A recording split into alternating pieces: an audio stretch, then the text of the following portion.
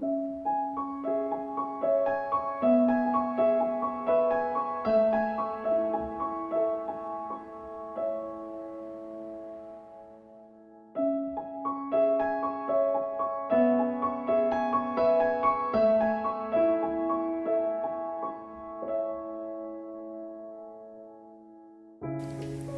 suis né dans un milieu assez pauvre. Alors je suis entré aux cristalleries de Val-Saint-Lambert pour travailler tout de suite après la guerre. Et au Val-Saint-Lambert, on engageait 100 jeunes et il en restait 2. Sur une année, la première année, il en restait 2. C'était difficile à résister, hein. On travaillait 6 jours par semaine et le dimanche, c'était à l'école. Donc on travaillait tous les jours. Donc il y a beaucoup de jeunes qui ne supportaient pas ça, ils quittaient tout de suite. Tout s'est amené à faire une création un jour pour l'exposition de 1958. Et au Val-Saint-Lambert, tous les maîtres verriers qui ont travaillé à cette pièce-là n'y arrivaient pas. Et moi, j'étais toujours apprenti, j'étais 3e, quoi. Hein. Et puis je demande au directeur, est-ce que je peux essayer de les faire? Et j'ai fait toute la collection. Et ça a démarré comme ça. On m'a mis à la tête d'une équipe de 7 personnes. Et je pouvais créer comme je voulais, je faisais ce que je voulais, quoi. La reine Fabiola est venue visiter le Val-Saint-Lambert pour un cadeau pour la reine.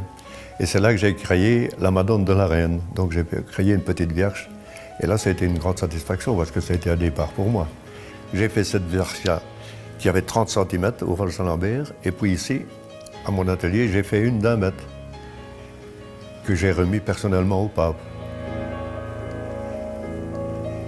Au départ, les premiers jours que j'étais là, mais je vois un ouvrier qui travaille pendant la pause de midi. Et je lui demande, et quoi, tu travailles pendant la pause de midi? Oui, il dit, mais je fais une pièce pour moi.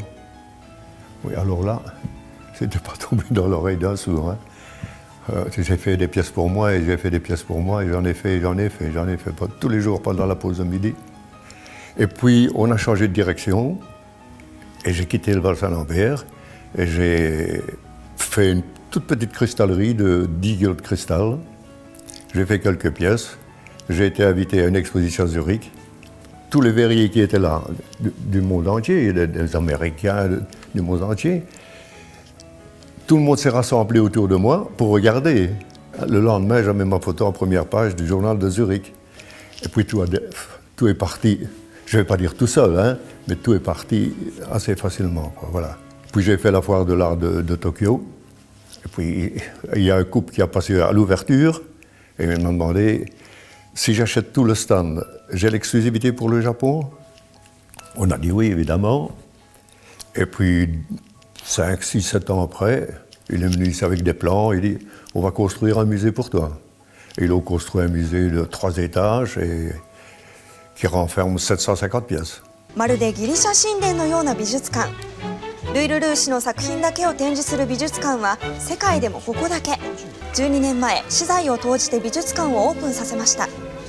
開館の時にはルイ・ルルーシ本人だけでなく、なんとベルギーのフィリップ皇太子も来日しました。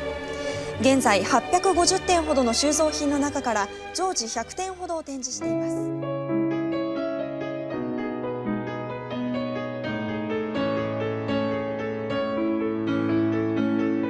Je suis un passionné. Hein. J'ai l'impression que je vois les choses autrement que les autres personnes. Tout simplement, je vois autrement. Je me lève à 5 heures du matin, j'ouvre mes yeux, je suis dans l'atelier. J'arrive à l'atelier, je dessine la pièce sur le dallage, j'explique à mon épouse, bon, je vais faire ça, tu vas faire ça, et puis c'est parti, quoi, voilà. Ça vient tout seul comme ça, de nouvelles pièces, de nouvelles formes, et je vous le dis, je descends à l'atelier, presque tous les jours, quoi, je fais quelque chose de nouveau. Je fais des nouvelles formes, quoi, qui n'ont jamais été faites. Alors c'est un grand plaisir quand vous faites réaliser, mais c'est un travail qui est assez lourd, costaud. Je joue beaucoup aussi avec les couleurs. J'aime bien jouer avec les couleurs aussi.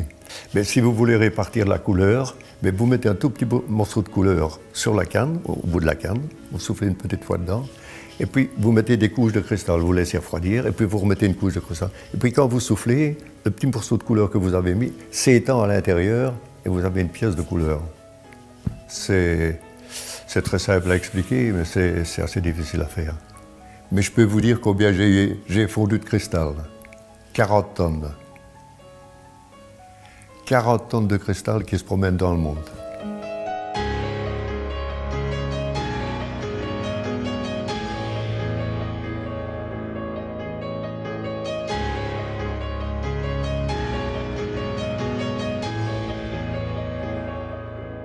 Là, c'est une exposition par plaisir.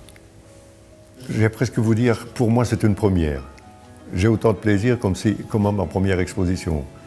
Je vais pouvoir sortir des pièces qu'on n'a jamais montrées.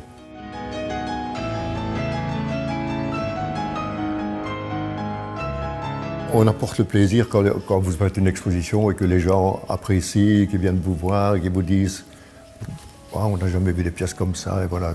Ça fait plaisir.